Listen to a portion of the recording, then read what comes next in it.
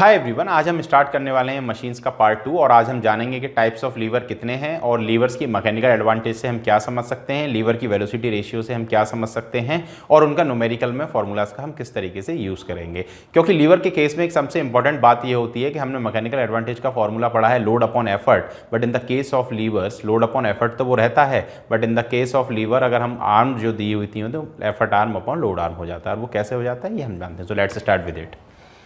तो आज हम पार्ट 2 पढ़ने वाले हैं मशीन्स का और इस पार्ट 2 में हम जानेंगे लीवर्स के बारे में।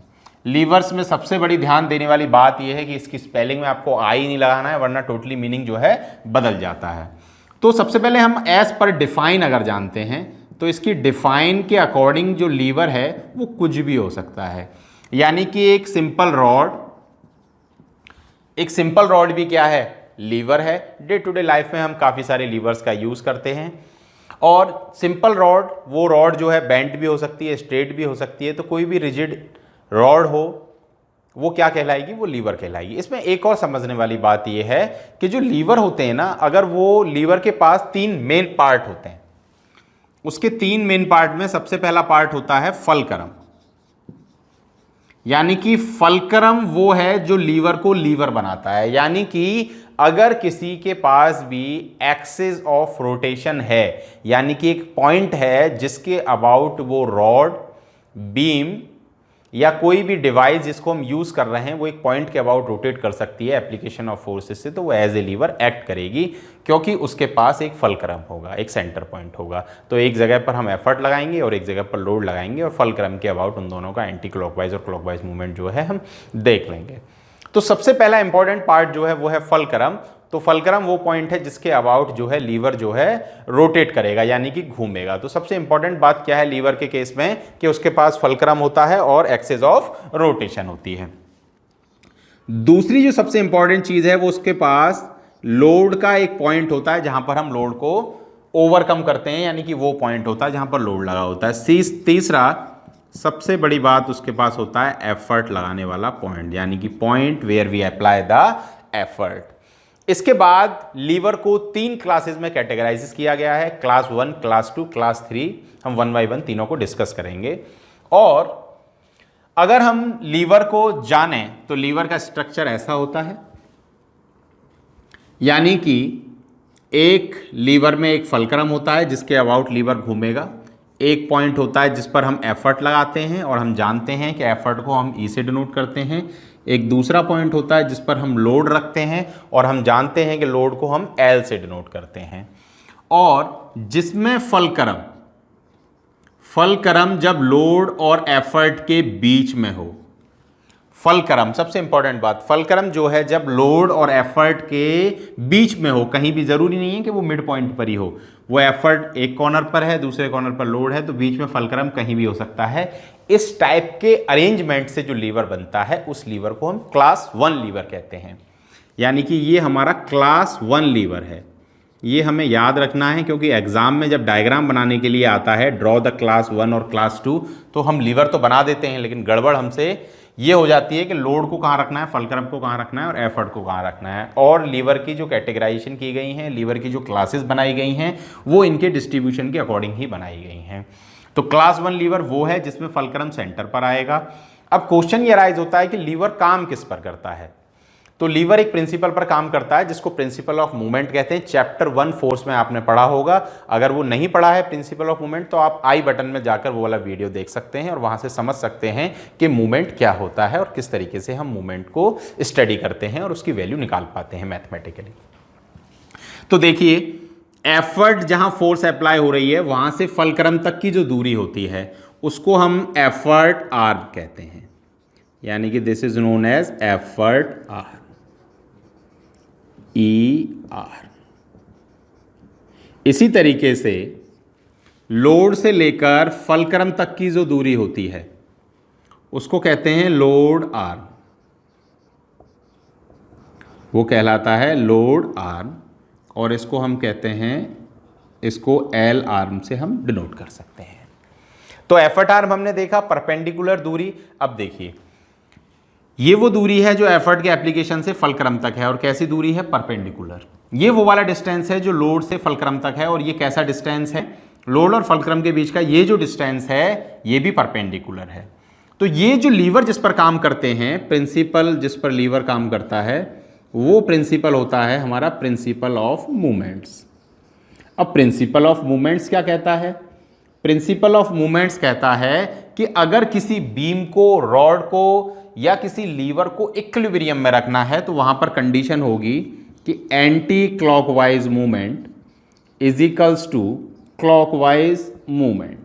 ये हमें याद रखना है कि एंटी क्लॉकवाइज मूवमेंट जो है वो क्लॉकवाइज मूवमेंट के बराबर होगा अगर उसे हमें किस में रखना है, अगर हमें उसे इक्विलिब्रियम में रखना है।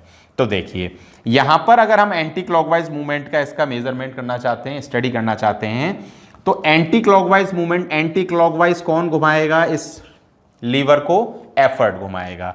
और हम फॉर्मूला जानते हैं मूवमेंट का, क्या फॉर्मूला होता है? मूवमेंट का फॉर्मूला होता है फोर्स इनटू परपेंडिकुलर डिस्टेंस। मैंने शॉर्ट में पीडी लिखा है, आपको ये एग्जाम में नहीं लिखना है। और यहां पर क्लॉकवाइज कौन घुमाएगा? क्लॉकवाइज लोड घुमाएगा। तो यहां पर भी फॉर्मूला क्या होगा? फोर्स इनटू परपेंडिकुलर डिस्टेंस, क्योंकि ये भी मूवमेंट है। तो फोर्स इनटू परपेंडिकुलर डिस्टेंस हमारा फॉर्मूला है क्या निकालने का? मूवमेंट निकालने का। अब जरा हम स्टडी करते हैं कि अगर हमें एंटी क्लॉकवाइज मूवमेंट देखना है, कैसा मूवमेंट देखना है? Anti clockwise. तो हमारा फोर्स क्या है? हमारा फोर्स है एफर्ट।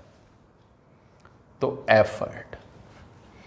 परपेंडिकुलर डिस्टेंस क्या है? परपेंडिकुलर डिस्टेंस है effort arm into effort are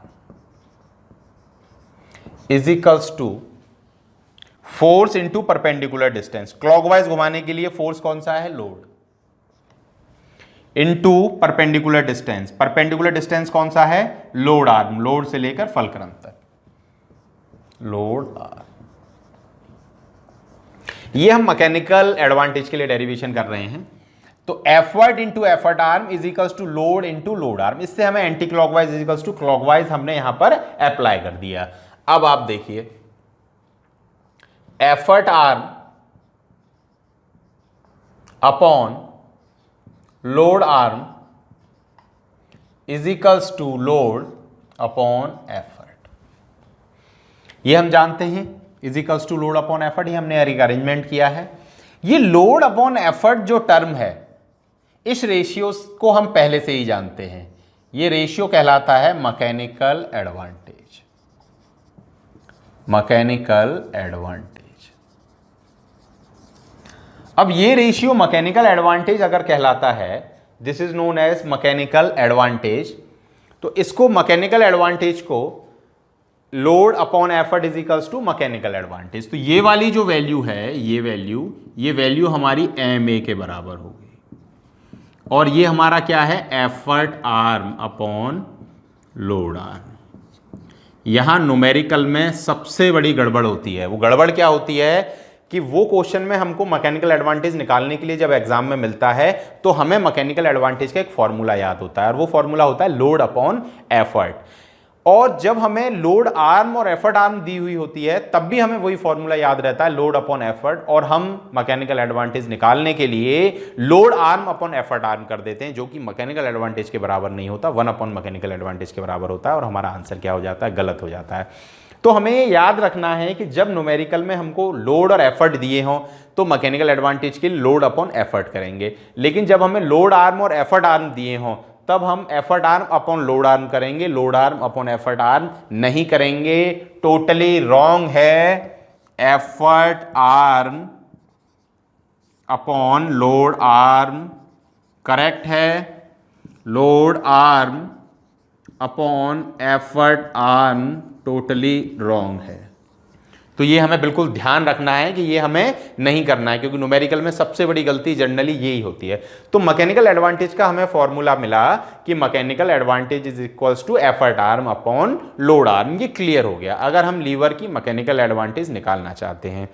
इसी चैप्टर के पार्ट 1 में हमने पढ़ा था कि मैकेनिकल एडवांटेज से हमें क्या क्या पता लगता है, इसीलिए हमने इसकी मैकेनिकल एडवांटेज का फॉर्मूला तैयार किया है। बोर्ड को थोड़ा खाली करते हैं। एक बार दोबारा से हम क्लास 1 लीवर को ड्रॉ करते हैं। क्लास 1 में हमने देखा कि क्लास 1 में जो फलक्रम है वो सेंटर में है, जो एफर्ट है वो एक कॉर्नर पर है, लोड है वो दूसरे कॉर्नर पर है। एफर्ट से फलक्रम तक की दूरी को एफर्ट आर्म कहते हैं, ये हमने अभी जाना है। लोड से फलक्रम तक की दूरी को लोड आर्म कहते हैं, ये सब हमने जान लिया है। ये हमारा क्लास 1 लीवर है। अगर हमें क्लास 1 लीवर की मैकेनिकल एडवांटेज पता लग जाए, अगर हम क्लास 1 की जान लेते हैं मैकेनिकल एडवांटेज, तो हम जान पाएंगे कि ये जो लीवर है, ये लीवर हमारे लिए एज ए फोर्स मल्टीप्लायर काम करता है, या ये वाला लीवर हमारे लिए गेन इन स्पीड देता है, या ये वाला लीवर हमारे लिए सिर्फ एप्लीकेशन ऑफ फोर्स या एप्लीकेशन ऑफ लोड का जो पॉइंट है उसको बदलने के लिए काम आता है। ये तीनों चीजें हम मैकेनिकल एडवांटेज की मदद से और वेलोसिटी की मदद से हम जान पाते हैं। तो क्लास 1 लीवर में आप देखिए मैकेनिकल एडवांटेज का फॉर्मूला अब भी हमने देखा था, वो फॉर्मूला है effort arm upon load arm. क्योंकि फॉर्मूला है effort arm upon load arm, तो मैकेनिकल एडवांटेज में अगर आप देखिए तो ये क्लास 1 लीवर है ना, ये लीवर जो है तीनों काम करता है, यानी कि ये मल्टीपर्पस लीवर है। ये वाला लीवर हमें गेन इन स्पीड भी देता है, ये वाला लीवर हमें फोर्स मल्टीप्लायर का भी काम करके दिखाता है, और ये वाला लीवर हमारा चेंज इन डायरेक्शन भी काम करता है। वो कैसे करता है जरा देखिए। Effort arm upon load arm जो है वो बराबर है किसके, मैकेनिकल एडवांटेज के। देखिए ये लोड आर्म है, ये एफर्ट आर्म है। अगर ये दोनों दूरियां बराबर हैं और फलक्रम सेंटर में है तो पहले वाले केस में हमारा मैकेनिकल एडवांटेज आ जाएगा 1। कंडीशन क्या है, कंडीशन ये है कि effort arm is equals to load arm, तो हमारा मैकेनिकल एडवांटेज कितना आ गया 1। और जब मैकेनिकल एडवांटेज 1 आता है तो हम एप्लीकेशन ऑफ फोर्स और एप्लीकेशन ऑफ लोड उन दोनों के पॉइंट को चेंज कर सकते हैं। तो देखिए अगर मैं लोड को इधर रख दूं और एफर्ट को इस पॉइंट पर लगा दूं, तब भी effort arm upon load arm 1 ही आएगा, यानी कि सिर्फ मैंने जगह बदल दी एफर्ट की और लोड की, लेकिन मैकेनिकल एडवांटेज में कोई फर्क नहीं पड़ा। ठीक है, तो मैकेनिकल एडवांटेज 1 होने के बाद हमने जगहों को बदल सकते हैं। चलिए अगर इसका दूसरा केस देखते हैं, जिस केस में हम मैकेनिकल एडवांटेज ग्रेटर देन 1 अगर हमें मिलती है, मैकेनिकल एडवांटेज अगर हमें ग्रेटर देन 1 मिलती है तो उसके लिए कंडीशन क्या होगी, जो एफर्ट आर्म है अगर ये ग्रेटर देन 1 मिलता है तो ये नीचे वाली वैल्यू से बड़ी होनी चाहिए। तो जो लोड आर्म है ये एफर्ट आर्म कैसी हो जाएगी, लॉन्गर, और जो लोड आर्म है वो कैसी होगी, शॉर्टर। तो हमें क्या मिलेगा, हमें मैकेनिकल एडवांटेज मिलेगा, लेकिन वो हमारा मैकेनिकल एडवांटेज क्या होगा, ग्रेटर देन 1 होगा। वो मैकेनिकल एडवांटेज हमारा क्या होगा, ग्रेटर देन 1 होगा। ये मैकेनिकल एडवांटेज हमारा ग्रेटर देन 1 क्यों होगा जरा देखिए, और हम इस लीवर को मल्टीपर्पज कैसे यूज कर सकते हैं। देखिए ये फलक्रम सेंटर में था, हमने क्या किया, लोड आर्म को और छोटा कर दिया, यानी कि फलक्रम को हमने यहां लगा दिया, और हमारा एफर्ट आर्म अब इतना बड़ा हो गया और लोड आर्म हमारा इतना बड़ा है। तो एफर्ट आर्म की वैल्यू ज्यादा है, लोड आर्म की वैल्यू कम है। जब बड़ी वैल्यू को छोटी वैल्यू से डिवाइड करते हैं तो एटलीस्ट 1, पहले 1 टाइम जो है डिवाइड होगा, उसके बाद कुछ पॉइंट्स में वैल्यू आएगी। तो मैकेनिकल एडवांटेज हमें कैसी मिल गई, ग्रेटर देन 1, यानी कि लीवर हमारे पास कौन सा है, लीवर 1 ही है। केस 1 में जब एफर्ट आर्म और लोड आर्म दोनों बराबर रखी थी हमने, तब हमने देखा था कि मैकेनिकल एडवांटेज हमारा 1 आ गया। और जब हमने अपनी एफर्ट आर्म को बड़ा कर लिया क्लास 1 लीवर के ही, तो हमने देखा कि हमारा मैकेनिकल एडवांटेज ग्रेटर देन 1 आ गया। तो इस तरीके का अरेंजमेंट अगर हम अपने लीवर में करते हैं तो ये वाला जो लीवर है ये हमारे लिए फोर्स मल्टीप्लायर की तरह काम करेगा, ये हमें फोर्स मल्टीप्लायर की तरह काम करेगा। कब करेगा, जब मैकेनिकल एडवांटेज ग्रेटर देन 1 होगी। मैकेनिकल एडवांटेज ग्रेटर देन 1 कब होगी, जब एफर्ट आर्म लॉन्गर होगी लोड आर्म से। तो आपने देखा लीवर एक ही था। अब पहले वाले केस में हमने क्या चेंज किया, पॉइंट चेंज कर दिए, किसके, लोड के और एफर्ट के।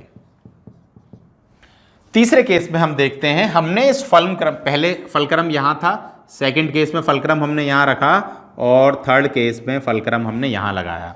तो थर्ड केस में हमने देखा कि ये हमारा एफर्ट आर्म है, ये हमारा लोड आर्म है,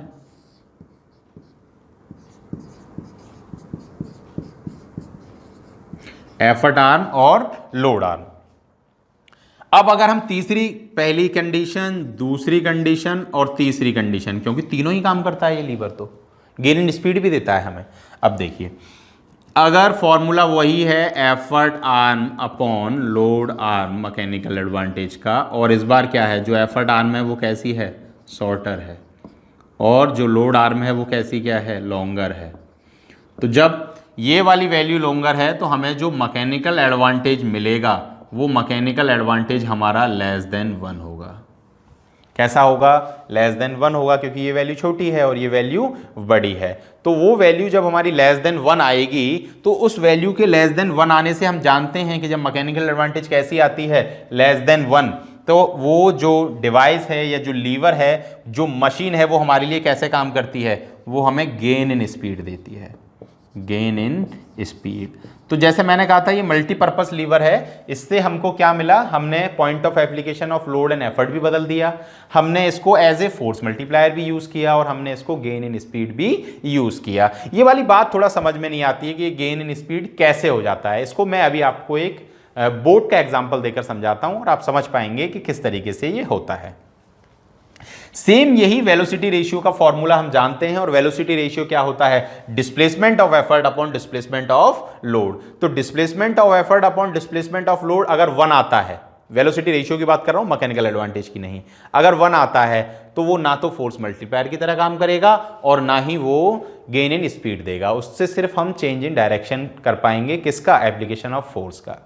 अगर वेलोसिटी रेशियो ग्रेटर देन 1 आता है तो वो फोर्स मल्टीप्लायर की तरह काम करेगा। अगर वेलोसिटी रेशियो लेस देन 1 आता है तो वो हमें गेन इन स्पीड देगा। तो ये हम जानते हैं, लेकिन गेन इन स्पीड कैसे हो जाता है, डिस्प्लेसमेंट ऑफ लोड कैसे हो जाएगा, क्योंकि हमारे दिमाग में एक पिक्चर क्रिएट होती है कि एक बक्सा है, एक बॉक्स है, उस बॉक्स को हम धक्का दे रहे हैं, हम 5 मीटर चले और हमारे आगे वाला बॉक्स भी 5 मीटर ही चला। तो हम ये इमेजिन नहीं कर पाते हैं कि हम कम चले हैं, एफर्ट कम चला है तो लोड ज्यादा कैसे चल जाएगा। तो इसको एक एग्जांपल से हम समझते हैं, और वो एग्जांपल बोट का है, बड़ा सिंपल सा ही। आप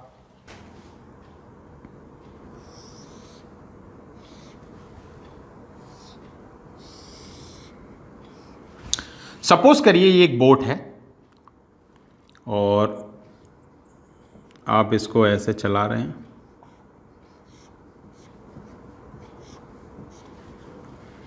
और यहाँ आपके पास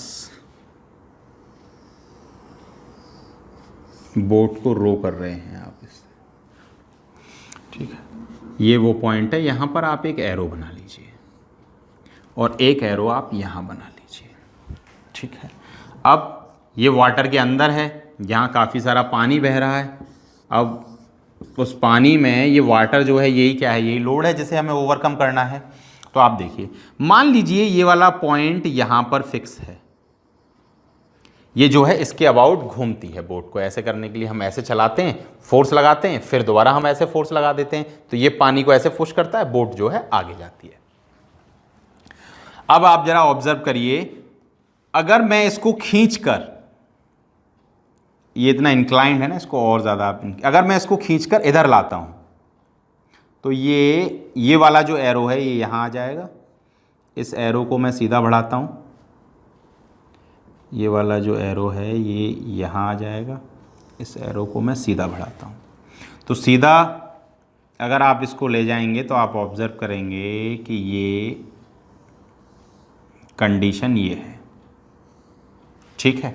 तो आप देखिए, कोई ऑब्जेक्ट आपका इधर था, वो चलकर डिस्प्लेसमेंट उसने इतना किया, लेकिन आप यहां पर देख रहे हैं यहां पर कितना कम डिस्प्लेसमेंट हुआ है, आपने वहीं के वहीं उसको खींच लिया। तो क्या देख रहे हैं आप, डिस्प्लेसमेंट ऑफ लोड ज्यादा हो गया comparative to displacement of effort. Effort तो बस हमने यहां लगाया था, हाथ खींच के बस इतने से इतना किया और देखा कि हमारी बोट यहां से और वहां पहुंच गई, तो गेन इन स्पीड हो गया। ये क्या आप देख रहे हैं ना, अगर ये बिल्कुल ऐसे पहले ऐसे था और मैं खींचकर इसको ऐसे किया, तो देखिए लोड कितनी दूर डिस्प्लेस होकर चला गया और एफर्ट सिर्फ यहां से यहां डिस्प्लेस होकर गया है। तो ये देखिए, अब हमें वेलोसिटी रेशियो कैसे बताती है, तो वेलोसिटी रेशियो का फॉर्मूला है displacement of effort upon displacement of load. तो आप देखिए डिस्प्लेसमेंट कैसा है, ज्यादा है कंपेरेटिव टू, तो डिस्प्लेसमेंट ऑफ एफर्ट कितनी आएगी, जब displacement of effort upon displacement of load कितना ऐसा है, तो वैल्यू हमारी आएगी V R is less than 1। और जब लेस देन 1 होता है तो हमने क्या पढ़ा है कि हमें क्या मिलता है, गेन इन स्पीड मिलता है। आई थिंक अब आपकी समझ में आ गया होगा कि ये गेन इन स्पीड हो कैसे जाता है, क्योंकि हमारे दिमाग में एक ही पिक्चर होती है ना कि बॉक्स है, उसको हमने धक्का लगाया, 5 मीटर हम गए, 5 मीटर वो गया, ऐसा नहीं है। यहां पर आप ऑब्जर्व करिए, एफर्ट सिर्फ इतना गया और लोड इतना चला गया। ठीक है, तो ये थोड़ा सा आप ब्रेन को थोड़ा ब्रॉड करिए और अपना इमेजिनेशन पावर जो उसको थोड़ा सा बढ़ाइए, डिफरेंट बुक्स को रीड करिए। क्लास 1 जो लीवर है, क्लास 1 लीवर के कुछ एग्जाम्पल भी हैं, जैसे घर में जो प्लायर होता है, प्लास जो आप यूज करते हैं वो क्लास 1 की कैटेगरी में आता है। उसके अलावा आप अगर एक रॉड लेते हैं, सीसॉ जिस पर आप झूलते हैं, वो भी क्लास 1 लीवर की कैटेगरी में आता है। जो आपकी बुक्स में काफ़ी सारे क्लास 1 लीवर के एग्जाम्पल दिए हुए हैं वो आप स्क्रीन पर देख सकते हैं, और वो सभी जो हैं एग्जाम्पल जो हैं स्क्रीन पर हैं, तो आप एक बार उन्हें ऑब्जर्व कर लीजिए और उनमें आप एनालिसिस करिए कि फलक्रम जो है कहीं ना कहीं लोड और एफर्ट के बीच में है। तो आप इन सभी एग्जाम्पल्स को देखिए और एनालिसिस करिए। Now we will start with the class 2 lever, और क्लास 2 लीवर में हम देखते हैं कि क्या अरेंजमेंट हुआ है। तो क्लास 2 लीवर जो है, ये क्लास 2 लीवर क्लास 1 की तरह ही है, बस इसमें जो फलक्रम है वो फलक्रम एक कॉर्नर पर आ जाता है और जो लोड है वो एफर्ट और फलक्रम के बीच में होता है। देखिए अब क्लास 2 लीवर में क्या होगा, ये जो है ये हमारा एफर्ट आर्म है और ये जो है ये हमारा लोड आर्म है, क्योंकि लोड आर्म और एफर्ट आर्म की कंडीशन क्या है, एफर्ट के लगने से लेकर फलक्रम तक की परपेंडिकुलर डिस्टेंस। ठीक है, अब मैकेनिकल एडवांटेज ये हमारे लिए कैसे काम करेगा, तो हम जानते हैं कि अगर मैकेनिकल एडवांटेज हमारी कैसी आती है, ग्रेटर देन 1, तो हमें हमेशा क्या मिलता है, फोर्स मल्टीप्लायर। तो एक क्वेश्चन हमेशा आता है कि लीवर 2 जो है वो हमेशा एज ए फोर्स मल्टीप्लायर कैसे काम करता है। तो आप देखिए मैकेनिकल एडवांटेज का फॉर्मूला आपको पता है, mechanical advantage is equals to effort arm. मैं बार बार इसको लिखता हूं आपको याद हो जाए इसलिए, effort arm upon load arm. देखिए एफर्ट आर्म बड़ा है, ये लॉन्गर है, और लोड आर्म शॉर्टर है। क्या इस लीवर में हम लोड आर्म को बड़ा कर सकते हैं एफर्ट आर्म से? नहीं कर सकते। देखिए आप अरेंजमेंट इस तरीके का है, फलक्रम एक कॉर्नर पर है, लोड आर्म को आप यहां ले आइए, यहां ले आइए, यहां ले आइए, लेकिन वो एफर्ट आर्म से क्या रहेगा, छोटा ही रहेगा, क्योंकि एक एंड पर फलक्रम है और दूसरे एंड पर एफर्ट है। अब एफर्ट के ऊपर तो लोड को रखेंगे नहीं, क्योंकि अगर एफर्ट के ऊपर लोड को रख दिया तो फिर लीवर यूज करने का फायदा ही क्या हुआ, फिर तो मशीन लगाने की जरूरत ही नहीं थी, फिर तो हम लोड को खुद ही ओवरकम कर लेते, मशीन का कोई भी हमें यूज नहीं मिला। तो हमेशा क्लास 2 लीवर में हमारा जो एफर्ट आर्म है वो लॉन्गर होगा लोड आर्म से। अब लॉन्गर होगा तो मैकेनिकल एडवांटेज हमेशा क्या आएगी, ग्रेटर देन 1 आएगी। ग्रेटर देन 1 आएगी तो क्या होगा, ग्रेटर देन 1 आने की वजह से एज ए फोर्स मल्टीप्लायर काम करेगा। तो क्लास 2 लीवर हमेशा कैसे काम करता है, एज ए फोर्स मल्टीप्लायर काम करता है। क्लास 2 लीवर के काफी सारे एग्जांपल हैं जो आपकी बुक्स में दे रखे हैं, आप उनको एक बार पढ़ लीजिए। जैसे लेमन क्रशर जो होता है वो क्लास 2 लीवर होता है, जैसे ये है। तो लेमन क्रशर में आप देखते हैं कि अगर आपने लेमन यहाँ रख दिया है और आप एफर्ट यहाँ पर लगाते हैं, और ये जो है लोड होता है और फलक्रम यहाँ होता है, तो ये लोड आर्म और ये एफर्ट आर्म, तो एफर्ट आर्म लोड आर्म से बड़ा है। तो ये डे टू डे लाइफ में जो एग्जांपल हम यूज़ करते हैं, आपकी बुक्स में जो एग्जांपल दिए हुए हैं वो आप स्क्रीन पर देख सकते हैं, और इन सभी एग्जांपल में आप ऑब्जर्व करेंगे कि जो फलक्रम है वो फलक्रम एक कॉर्नर पर है और जो एफर्ट है वो एक कॉर्नर पर है, और लोड जो है वो इन दोनों के सेंटर में है। क्लास 3 लीवर को जरा हम देखते हैं।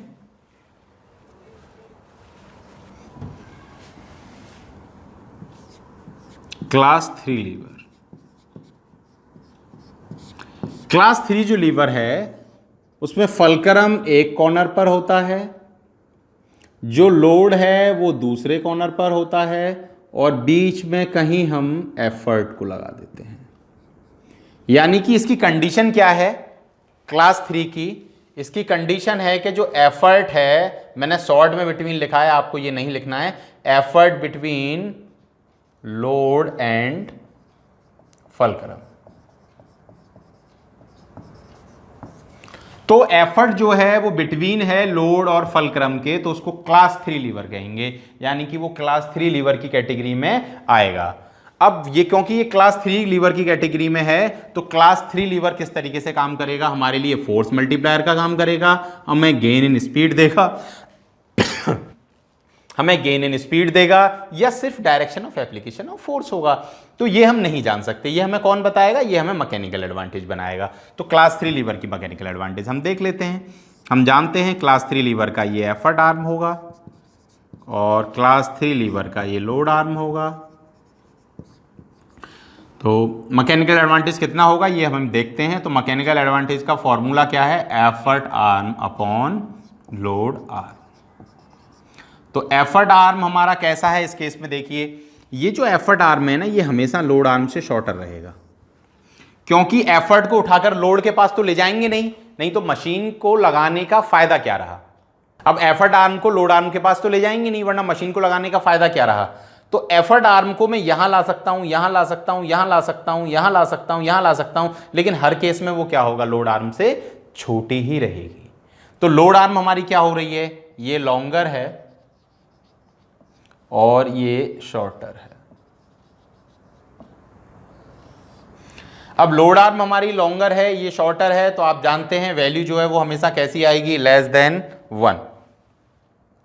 अब जानते हैं वैल्यू जो है वो कैसी आएगी, हमेशा लेस देन 1। अब जब वैल्यू लेस देन 1 आती है तो लीवर हमें क्या देता है, गेन इन स्पीड। हमें क्या मिलता है, गेन इन स्पीड, यानी कि जो क्लास 3 लीवर हैं वो हमको गेन इन स्पीड देते हैं। तो ये हमें याद रखना है। आई थिंक लीवर अब आपका क्लियर हो गया होगा। लीवर 1 को थोड़ा समझने की ज़रूरत थी, क्योंकि लीवर 1 में हम क्या करते हैं, हम लोड आर्म और एफर्ट आर्म को अपने अकॉर्डिंग बड़ा छोटा कर सकते हैं।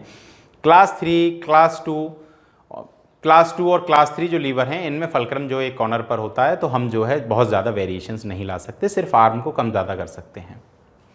गेन इन स्पीड मिलता है, इसका एक एग्जाम्पल हम ज़रा देखते हैं। अब जो घर में जो हम नाइफ़ जो यूज़ करते हैं, तो आप ज़रा देखिए नाइफ़ की कंडीशन कुछ ऐसी होती है और ये हैंडल होता है जिसको हम यूज़ करते हैं।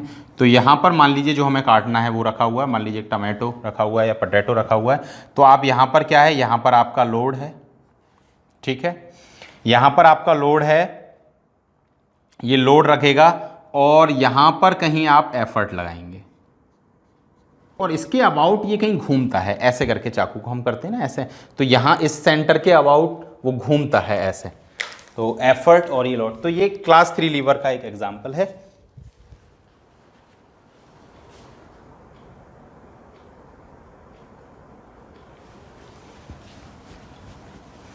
क्लास 3 लीवर का एक और एग्जांपल है, जो कई बार स्पेड आप जो है डस्ट को उठाने के काम में लेते हैं, जो कुछ इस तरीके से होता है। तो आप देखते हैं कि आपने उसका एक हैंडल ऐसे पकड़ रखा है और आप यहाँ पर जो है अपना एफर्ट लगाते हैं, ये फलक्रम होता है और यहाँ पर लोड होता है। अगर एक लंबा कुछ होता है वो आप ऐसे फिक्स कर लेते हैं और उसको ऐसे मिट्टी में लेते हैं और यहाँ से फोर्स लगाकर ऐसे उसको उठाते हैं, तो ये फलक्रम हो गया, यहाँ आपने एफर्ट लगाया और यहाँ पर लोड है। तो I think lever is clear to you. Lever में बस ध्यान रखने वाली बात यही है, आपको जो ध्यान रखना है कि एफर्ट आर्म अपन लोड आर्म होगा, लोड आर्म अपन एफर्ट आर्म नहीं होगा, मैकेनिकल एडवांटेज। लेकिन लीवर के केस में अगर वो आपको लोड की और एफर्ट की वैल्यू देता है तो लोड अपन एफर्ट का ही फॉर्मूला लग जाएगा। एक सबसे इंपॉर्टेंट बात जो इसमें समझ में नहीं आती थी वो ये नहीं आती थी कि डिस्प्लेसमेंट ऑफ लोड ज़्यादा कैसे हो रहा है जबकि डिस्प्लेसमेंट ऑफ एफर्ट कम हो रहा है। तो हम सिर्फ कनेक्टेड मोशन में ये सोचते हैं कि कनेक्टेड मोशन एक ही तरीके का होता है जिसमें हम धक्का दे रहे हैं और कोई ऑब्जेक्ट आगे जा रहा है। ऐसा नहीं होता, different types of connected motions होते हैं जिसमें कई बार एफर्ट जो है वो बहुत कम मूव करता है और जो लोड है वो काफ़ी ज़्यादा डिस्प्लेस हो जाता है। तो ये आई थिंक लीवर्स आपकी समझ में आया होगा। पार्ट 3 में जो है लीवर के हम कुछ न्यूमेरिकल्स करेंगे और उसके बाद हम पुली को पढ़ते हैं। क्लास 3 जो लीवर हैं वो आप अपनी स्क्रीन पर एक बार देख सकते हैं और आप इनमें ऑब्जर्व करिए कि जो फलक्रम है, फलक्रम, एफर्ट और लोड कहाँ पर हैं और आप इनका एक इमेजिनेशन अपने ब्रेन में तैयार करिए और इनको स्टडी करिए। Thank you for watching this.